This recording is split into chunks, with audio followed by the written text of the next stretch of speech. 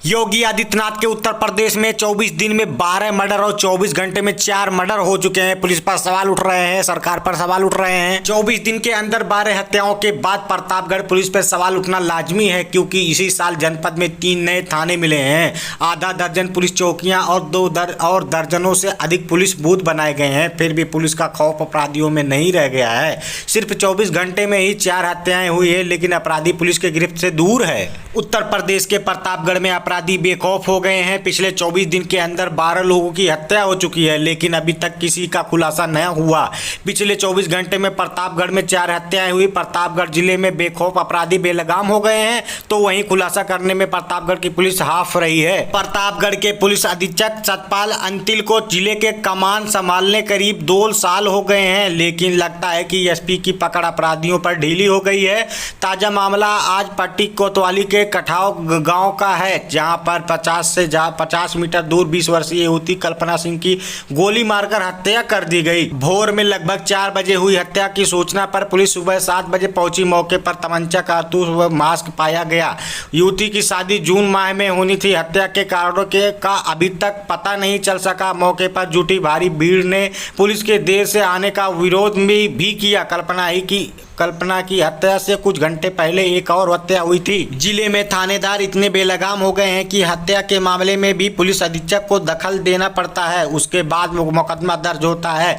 पिछले 24 दिन में 12 हत्याएं हो चुकी हैं, लेकिन अभी तक पुलिस ने किसी भी घटना का खुलासा नहीं किया। इससे आप समझ सकते हैं कि प्रतापगढ़ की पुलिस अपराधियों को लेकर कितनी सख्त है। 1 मई को रानीगंज कोतवाली के विजय मऊ गाँव में जमीनी विवाद से सगे भाइयों में मारपीट हो गई थी, जिससे 2 बच्चियां घायल हो गई थी। इलाज के दौरान 25 वर्षीय कोमल की मौत हो गई थी। राजनीगंज थाने में एसपी के पहुंचने पर मुकदमा दर्ज हुआ था। और 1 मई को ही प्रतापगढ़ के उदयपुर कोतवाली इलाके पुरेश्वरी गांव से सत्य प्रकाश और ओम प्रकाश के बीच 10,000 के कर्ज मांगने पर कहासुनी हुई। दोनों मौसेरे भाई थे।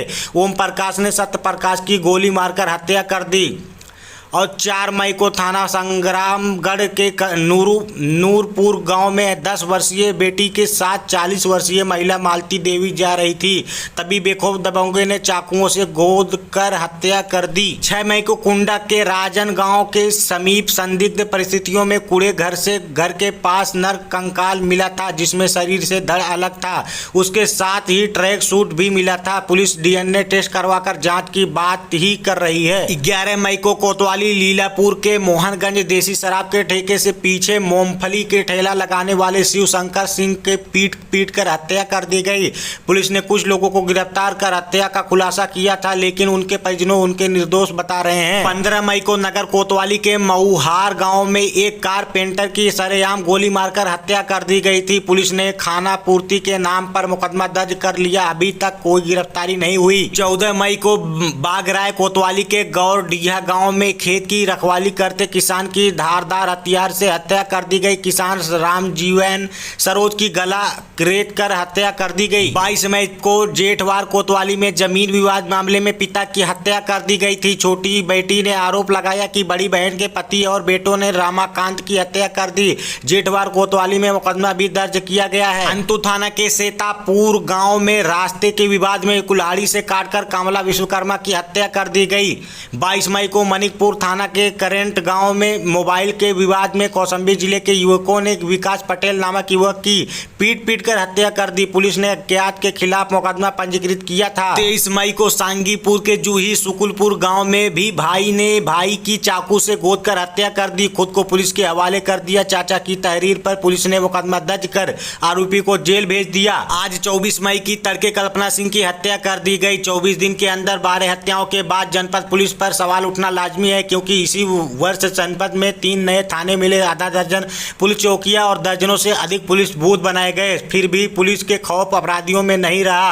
अब देखना यह है कि होगा कि प्रतापगढ़ में अपराध पर नियंत्रण करने के लिए शासन क्या कदम उठाती है। आज के लिए बस इतना ही। आपकी क्या राय हमें कमेंट बॉक्स में जरूर बताएं, और ऐसे ही वीडियो देखने के लिए हमारे चैनल को सब्सक्राइब जरूर करें।